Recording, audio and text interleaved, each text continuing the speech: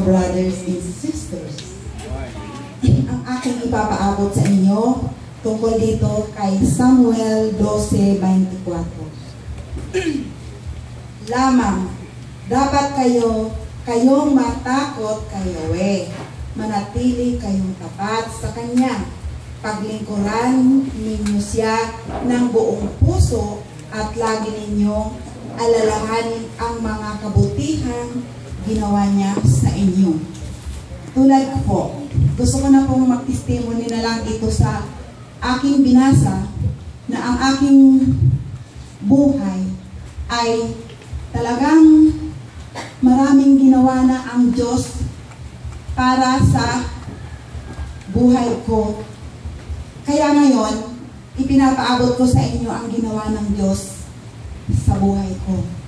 Ako, nung mawala ang aking asawa, mayroon gustong umangkin sa pensyon na dapat naming ipipensyonin ng aking anak na si Aaron. Ngayon po may nagpanggap sa SSS na sila ang asawa ng asawa ko, si Angelita at saka si Elmer.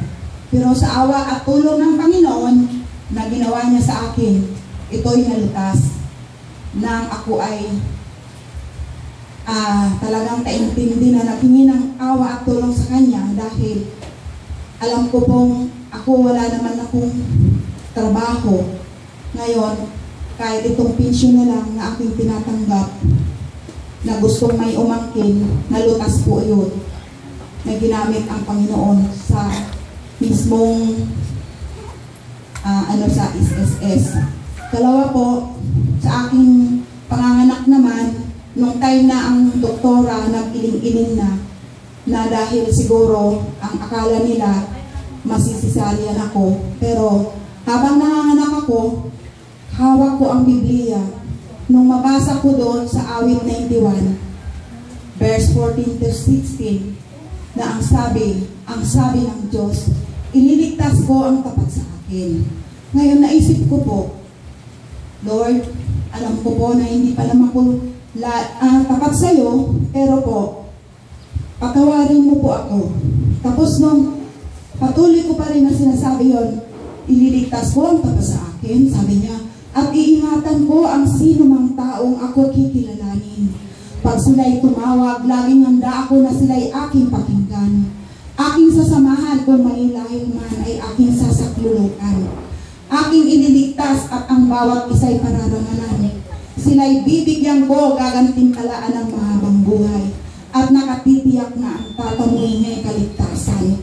Pag sabi ko pa, habang nanganganak ako, hindi ako nahiya doon sa Bible kong binabasa na punit-punit na, pero sabi ko, bahala na. Sabi ko, basta alam ng Panginoon na ang inaano ko po dito sa pagbas, dito sa binabasa ko yung salita niya. Ngayon lumabas na yung bata. Tapos sabi ko, bakit napakarami? Kaya pala nauuna yung paa, sunod yung tuhod, pati na yung shoulder, tapos yung ulo. Tapos sabi ng doktora, dandahan naman, baka mahulog yung bata. Kaya napakabisa ang salita ng Panginoon na kung tayo ay magiging tapat sa Kanya at buong pusong pag-ibig natin sa Kanya, ano man mga dumarating na pagsubok sa atin, talagang ito ay matutulungan niya tayo kung paano natin haharapin ang anuman mga pagsubok sa atin. Kaya po, sabi nga, paglingkuran ninyo siya ng buong puso. Kaya, kung tayo minsan naabot din na parang nagiging naaano tayo sa mga pagsubok, ito po ay labanan natin. Panghawakan natin ang mga kapangakuan ng ating Panginoon. Marami pa sana akong masasabi sa susunod na. Ang lahat ng ito, pinapaabot ko sa inyo sa pangalan ng ating Panginoong Jesucristo na ating tagapagligtas. Amen.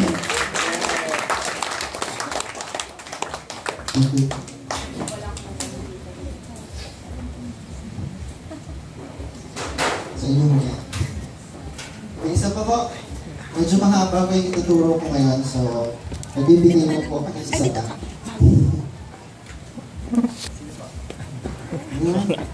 Going once, going twice. Sino po? Sige po. Huwag ko kayo mahiya na parangal yung kabutihan ng Diyos sa buhay nila. Gusto nila. Nakpahan naman natin sa ating buhay.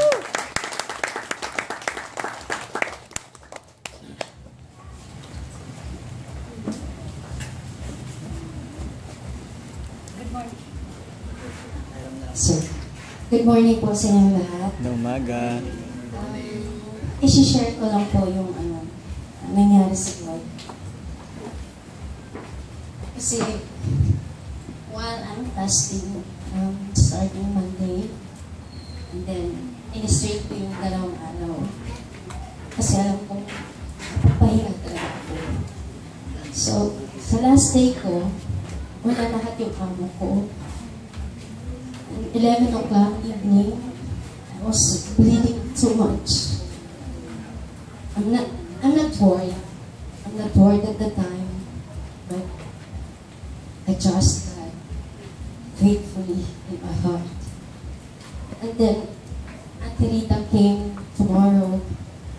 Sinasabi ko sa kanya lahat ng nangyayari. Sabi niya, wala ka bang nararamdaman or kahit ano, tapos sabi ko, wala naman. God knows. Binigyan pa rin niya ako ng lakas ng loob at pinatuloy ko ang pananalig ko sa kanya. Salamat talaga sa Panginoon dahil andyan siya palagi sa atin oras at gabi. Tatawagin niya lang po siya kaya ano gagawin natin sa buhay. At yan lang po. Salamat. Thank you. Buti ang Diyos. Amen. Hindi na ako kaya mabuti ang Diyos.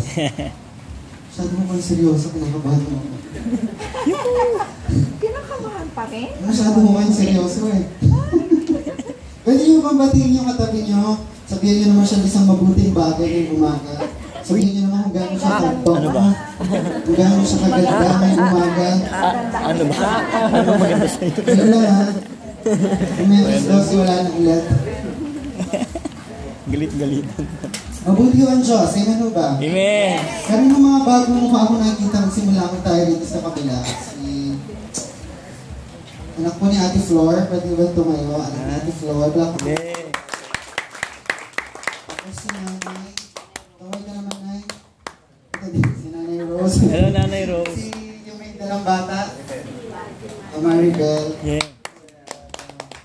Napakan naman natin siya.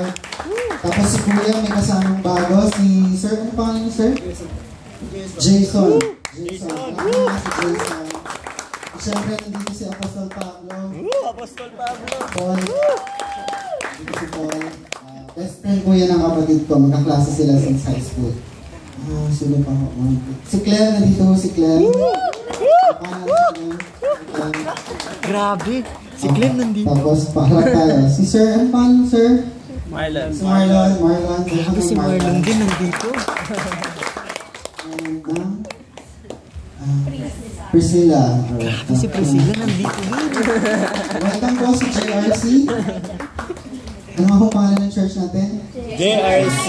Meaning? Jesus Riverside. Jesus Riverside. So ngayon umagawa po usapan natin, tuloy-tuloy pa rin, babalik po tayo sa ating discipleship. Kaya binalik ko yung paborito natin. Ayan. Di ba ho, next month magkakaroon na tayo ng projector, digital light projector. Alright. So, nag-meeting ko kami nung, kailan ba tayo nag-meeting? Friday. Nag-meeting ko kami nung Friday. So, magkakaroon mo ng mga pagbabago starting po February. Sabihin ko na po siguro, no, para alam nila. By February 8 po, ang service na po natin ay mag-start na po ng alas 9 ng umaga. Okay mo ba yun? Okay lang po? Amen. Alas 9 ng umaga, magtatapos po siya alas 10:30. So, isa't kalahating oras lang. So agahan mo ninyo yung mga trabaho ninyo sa bahay, baka pwedeng iwanan nyo muna. Total, alas 10:30, pauwi na namin kayo. Okay, kasi alas 10:30 hanggang alas 12, susunod po agad yung ating death service. Okay, sila EJ, tsaka yung mga kaibigan po ni EJ. Okay po ba? Yes. So, starting February 8. 8. February. Tapos sa February 1 po, magkakaroon po tayo ng water baptism. So lahat po kayo na nakatapos nito, magka-qualify po kayo for water baptism. Ngayon, kung gusto nyo pong makasama doon sa water baptism at meron kayong na-miss out dito, lapitan nyo lang po ako mamaya. Tapos ihahabol po natin kayo. Para pagdating ng February 1, natapos nyo lahat ito, tapos mag-water baptism tayo. Amen po ba? Amen. Masaya. Amen. Ang water baptism po ay isang paraan ng pagpapahayag sa Diyos na tinatalikuran ko na ang aking lumang buhay. Yan. Kaya ilulubog sa tubig, ililibing mo yung lumang ikaw. Kaya paglabas mo, yun, new creation. Yun yung lagi natin sinasabi na yung dating mandurugas, tapat na ngayon. Diba? Yung dating lasinggero, hindi na amoy chiko ngayon. Okay, so ngayon ang pag-uusapan mo natin ay number 5 na ho tayo. Ano po ang pag-uusapan natin? Salita ng Diyos. Bible.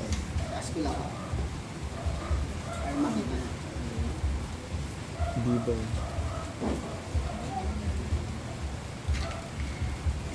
Okay, ngayong umaga ang pag-uusapan mo natin ay tungkol sa salita ng Diyos, Bible. May mga Bible mo ba kayo? Namigay mo kami ng Bible sa inyo. Sino ho nakikinabang? Yung gagamba? Meron. Buti pa yung gagamba, pinakikinabangan yung Bible. Okay. So, umpisahan mo natin ngayon, o kaya sa susunod na linggo. Amen mo ba? Amen. Dalhin mo natin yung Bible. Kasi ho kami mga pastor, kahit ako hindi ko pa ho ito kabisado. Ayan. So, inaaral ko yan araw-araw. Okay, pwede ba tayong tumayo? Manalangin mo tayo saglit.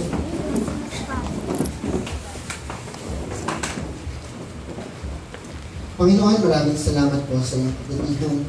Panginoon, maraming salamat din sa napakagandang araw na ito, Diyos. Wala masyadong init, komportable kami. Maraming salamat po. At sa kabila ng hindi masyadong masungit na panahon, Lord God, ay binigyan mo kami ng courage, Lord God, yung hunger, Panginoon, yung thirst para makarinig ng iyong salita. Dinala mo kami dito. Lord God, sa oras po na ito, O Diyos, ihanda mo pong aming mga puso. Nawa, O Diyos, maging matabang lupa ang aming mga puso. Nang sa gayon, ang mga buto na iyong salita na may tatanim. Ay palang araw, O Diyos, ay tutubo, lalago, at higit sa lahat ng mga, at higit sa lahat, Panginoon, may papamuhay po namin. Basta sa po ang bawat isang naririto, ikaw higit kanino pa man ang nakakaalam ng laman ng aming mga puso. Kung hayaan, Panginoon, na may lalabas sa amin na hindi nakakahagilap ng sagot mula sa iyo, Panginoon. Maraming salamat po. Biskasan mo rin po ngayong tagapagsalita ngayong umaga. Sa pangalan ng Jesus. Amen. Amen. Ako po na. Palakpakan nga po natin sila.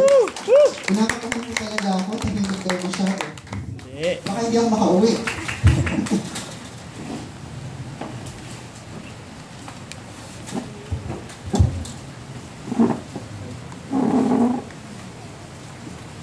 So marami po akong isulat. Medyo mahaba po yung lesson natin ngayon. So pag narinig niyo ho ang salitang Bible, ano ang pumapasok sa inyong isip? Ano ho unang nasa isip niyo? Salita ng Diyos. Salita ng Diyos, pwede ho. What comes into your mind? Si Clem daw. Ma'am, what comes into your mind? Manual. Pag bumili ka ng isang computer, bago mo mapakinabangan yung computer, ano yung unang gagawin? Internet. Babasahin mo yung Manual. Kasi mapapakinabangan mo ng lubos yung computer mo pag alam mo lahat kasi binasa mo yung manual. So sa buhay natin bilang mga Kristiyano, ano yung pinaka-manual natin? Bible. Yung Bible. So kung wala tayong Bible, anong manual natin? Cheesy sa tindahan. Facebook, gano'n ba? So, kailangan mo natin ng Biblia. Ngayon, aaralin natin, bakit kailangan natin ng Biblia? Ano ang gamit ng Biblia? At ano ang pakinabang ng Biblia pag binabasa ko natin? Kasi kung tutusin, ang isang Biblia, isang uri lang ng libro. Pwede ko itong sunugin at mamaya, halikabok na siya, abo na siya. Pero ang sinasabi nila, ang Biblia ay naiiba kasi ang Biblia ay may kapangyarihan. Hindi ba? Naniniwala ba kayo doon? Yes. Pero ang kapangyarihan yun, hindi yun natatamo sa pinapahit-pahit mo lang siyang ganyan. Sabi natin, isa siyang libro. At ang libro ay pinapahit, binabasa. Alright. So ano ba ang Biblia? Ano ba ang ibang tawag nila sa Biblia? Okay, naglista ako dito. So, syempre, as usual, may ganito tayo. Balang araw, Lord, titigil na ako. Okay, bread, salita ng Diyos. Tama mo ba? Yes. Another thing is, ano nga po? Bread of life. Bread of life. Bakit bread of life? Okay, mamaya malalaman niyo. Kasi ang sabi sa Biblia, ang tao ay hindi lang nabubuhay sa tinapay, kundi sa tinapay na nanggagaling sa Diyos. At ano yun? Salita ng Diyos. Ang tawag din nila, ang isa pang tawag nila ay manna from heaven. When you say manna, pag sinabi mong manna, tinapay din yun. Man. Or, ang sabi nila ay Word of God. Word of God. Ano pa ba? Tingnan natin. Ang sabi rin nila, ito daw ay Book of the Law. Book of the Law. Bakit tinawag siyang Book of the Law? Kasi mula sa umpisa hanggang sa katapusan, puro utos yan, puro batas. Na pag hindi mo nasunod, parang batas din ang tao. Baka meron ding consequence. Ang tawag din ng iba sa Bible ay Aklat ng Kautusan. Utusan. Aklat ng Kautusan. Pinagalog lang natin.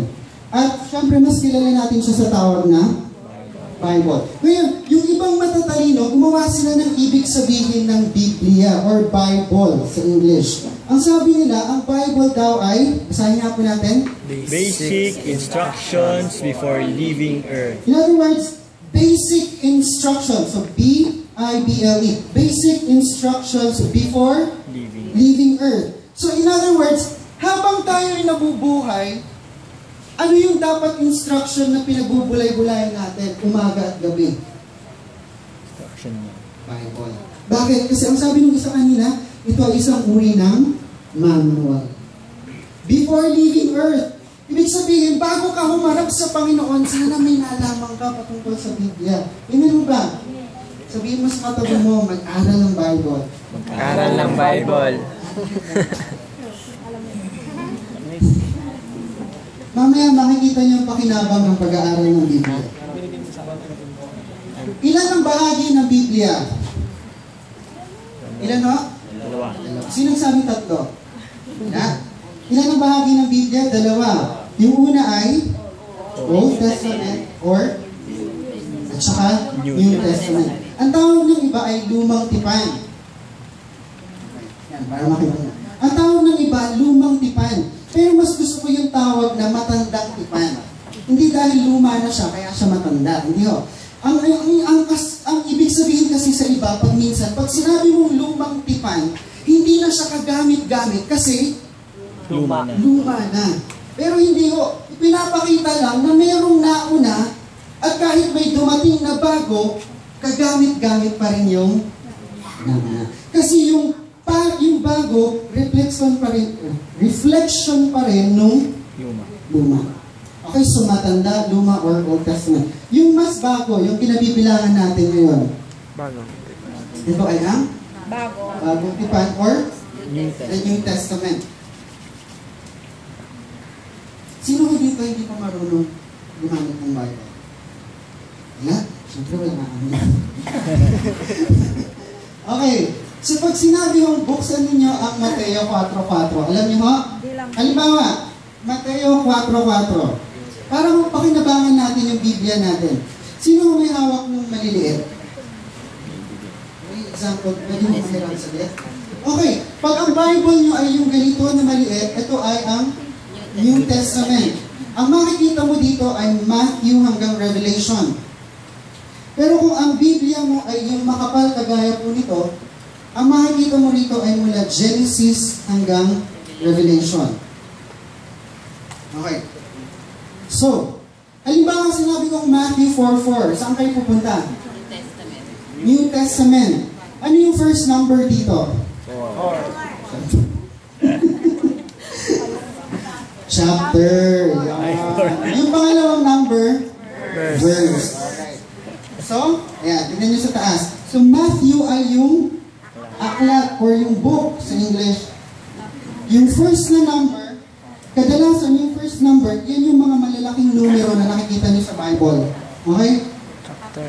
Yung first number, ang tawag ng iba sa Tagalog, kapitulo, or yung iba, tagpo, or sa English, chapter. Yung pangalawang number, ano ho yun? Verse. O sa Tagalog, talata. Now, paano, pag nabuklat kayo ng Bible, yung malaking number, yun yung chapter. Yung mga maliliit na number, yun ang verse. Oh. Galing nyo ah.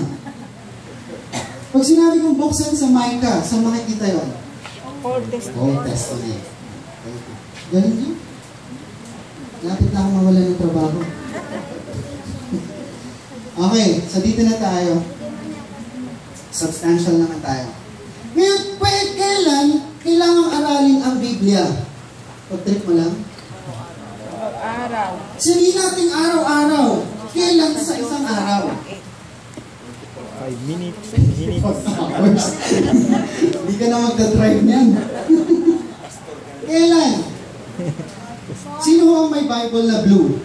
Yung kulay blue. Buksan nyo ko doon sa, huwag nyo buksan, isara nyo ho. May makikita ko kayo dyan nakasulat. Mababasa nyo kung kailan ba dapat inaaral ang Biblia. Sige ho. Ako sinulat to para mapabilis ka. Okay, pakibasa po. Huwag mong kaligtaang basahin ang aklat ng kasulatan. Pagbulay-bulayan mo iyan araw at gabi. Kailan daw? Araw at gabi. Araw at gabi. Kasi ihinalintulad siya sa isang pagkain. So makatuwid, pag hindi ka kumain, di ba mahina ka rin? So kung hindi ka rin nag-aaral ng Bible, mahina rin yung kaluluwa mo. Malusog na yung pangangatawan mo, pero yung kaluluwa mo, malnourished. Bakit kailangan natin siyang pagbulay-bulayan? May pakinabang ba yan? Ba't ko pag-aaksayahan ng panahon yan? Eh, ang dami kong labahin. May pakinabang ba yan? Ang dami kong gagawin, ang dami kong trabaho, kailangan kong mamasukan. May pakinabang ba yan? Tuloy niyo ha. Araw at gabi. Upang matupad mo ang lahat ng nakasaad doon. Sa ganoon, magiging masagana at Tagumpay ang iyong pamumuhay. Ayun. Sa gayon, magiging masagana at matagumpay ang iyong pamumuhay. Nakikita sa Joshua 1. Joshua 1:8. Sa Tagalog, Josue 1:8. Joshua 1:8. Ayun ang pakinabang niya. Aralin mo siya kasi diyan mo matututunan kung paano mo wawaldasin yung pera mo. May sinasabi ba sa Bible? Meron. Diyan mo matututunan kung paano ka babangon mula sa pagkalot mo. May sinasabi ba sa Bible na? Meron. Diyan mo matututunan na kailangan mo palang respetuhin yung magulang mo kasi ang tao hindi mo nirespeto sa magulang, maiksi ang buhay. Alam niyo ba yan? Alam niyo ba yan? Buksan niyo sa Exodus chapter 20. Ang sabi doon, honor your father and your mother and you shall have long life. Kaya pag bastos ka pala sa magulang, huwag kang umasa ng mahabang buhay. Kung babalik ka rin niya. Sino pa kung may magulang dyan? Ngayon, sabi mo, Pastor, aaralin ko yan. Pagtutuunan ko ng pansin, isasantabi ko yung gawain ko. Sa mga tuwid, magtatabi ako ng oras para dito. At pag nagtabi ako ng oras para sa Biblia, ibig sabihin, isasantabi ko ang ibang bagay. Tama ba? Ibig sabihin, pag may kumakatok sa tindahan ko, or may business opportunity ako, eh tinawag ako ng Diyos na kailangan mo na mag-aral ng Bible. Kailangan ko ba muna isang tabi yun? Ay, nasa sa inyo yun. It's a choice. Ang tatay ko ganito, pag nag-aaral mo siya ng Biblia at may pasyente siyang dumating at hindi naman emergency, sabihin niya, saglit lang po. Kanya, ano bang pakinabang niyan? Pwede ko ba talagang pagkatiwalaan yan? Ang sabi ng iba, sinulat lang yan ng tao, di ba? Sino sumulat yan? Si Mateo, si Pablo, si Lucas, si Marcos. Si David. Pedro, si David. Di ba? Sinulat lang yan ng tao, katulad natin. Bakit kung pagkakatiwalaan yan?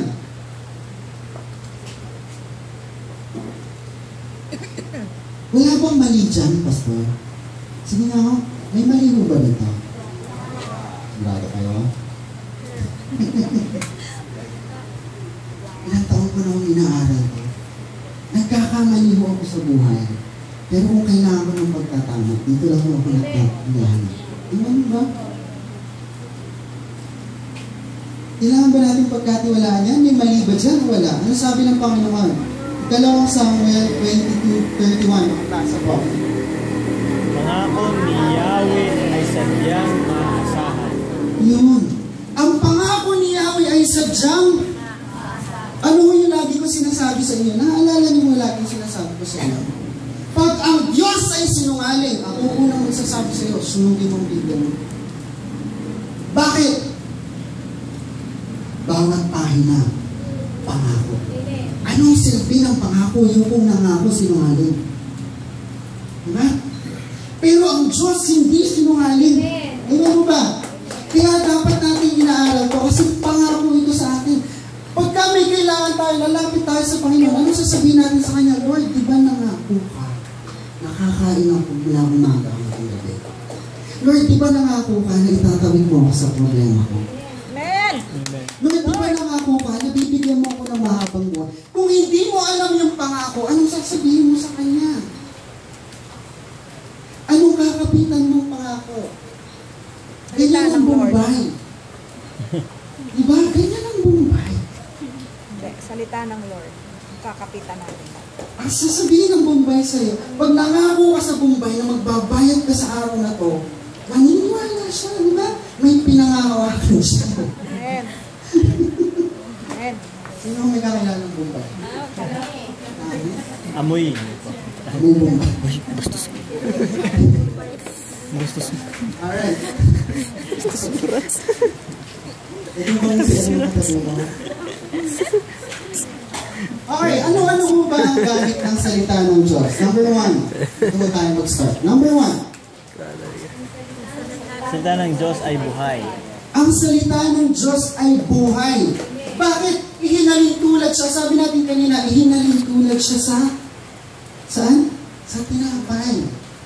At ang sabi sa Matthew 4:4, ano sabi sa Matthew 4:4? Mateo 4:4. Ang sabi niyo, pakibasa po. Tao hindi lamang sa tinapay na bubuhay, kundi sa bawat salitang nagmumula sa bibig ng Diyos. Ang tao ay hindi lang nabubuhay doon sa kinakain mo sa pinggan 3 beses isang araw. Kasi ang pagkain mo sa pinggan, pagkain ng physical na katawan. Pero yung pagkain mo para sa iyong kaluluwa, para sa iyong spirito, at yun ang mas mahalaga, ano yun? Bible. Ang sabi natin kanina, malusog nga yung katawan mo, pero yung kaluluwa mo, ayato. Malusog nga yung katawan mo, physical, pero yung kaluluwa mo, may sakit.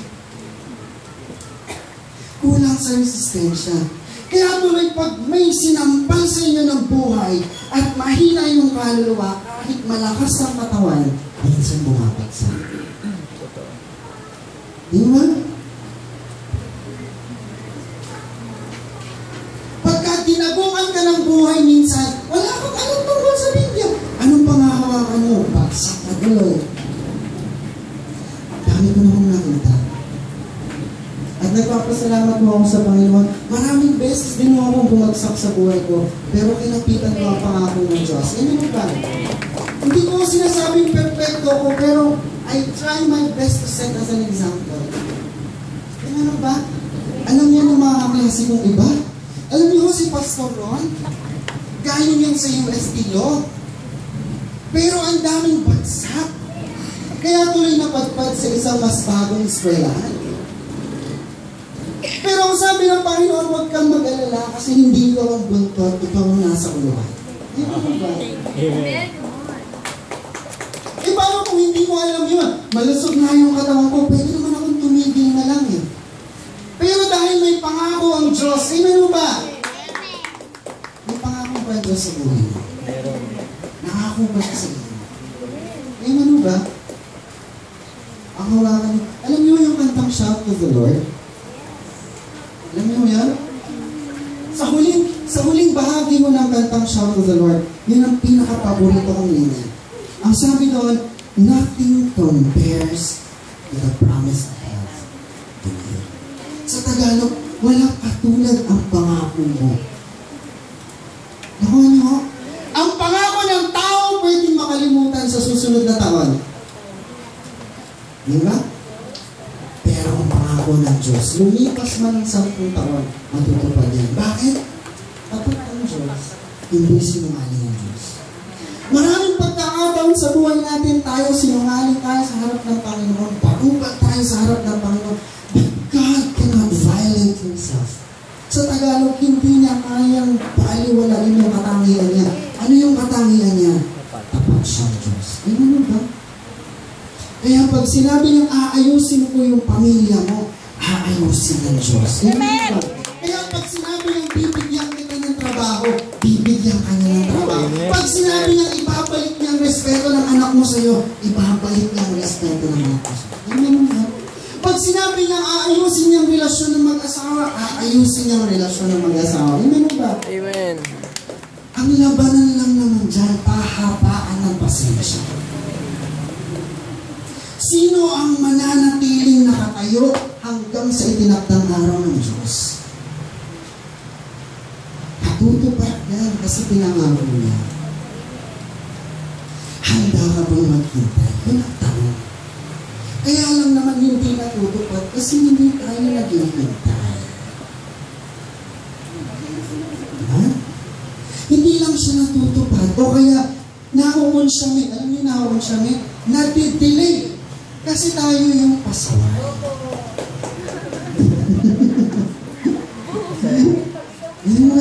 Pero kung tapat ka sa Panginoon, walang problema, mapapadali ang buhay. Ano ba? Kahit magulo ang Panginoon. Kaya pagka pinangako ang Diyos, iaangat ka niya sa hirap, iaangat ka niya sa hirap. Na balang araw, meron kang mansyon sa Forbes Park, meron kang mansyon sa Forbes Park. Ano ba? Pero wag niyo akong don't get me wrong. Ano ba sa Tagalog ng don't get me wrong? No. Itama niyo mo yung pagkakaunawa niyo sa akin. Hindi ko sinasabi na ang pangako ng Diyos palagi ay masagana at mayaman. Hindi o. Maraming uri ng kasaganan. Yung wala kang sakit, masagana ka. Amen. Yung kompleto kayong pamilya, masagana ka. Yung buhay ka pa ngayon, masagana ka. Yung iba, ginagagnas na. Pero ikaw, ito, pa. Kung may problema pa ang bukas. Pero, buhay ka pa. Diba? Sino dito sa walang mabuhay? Ha? Sino dito excited sa buhay? Ako, sobrang excited ako sa buhay ngayong 2015. Alam niyo,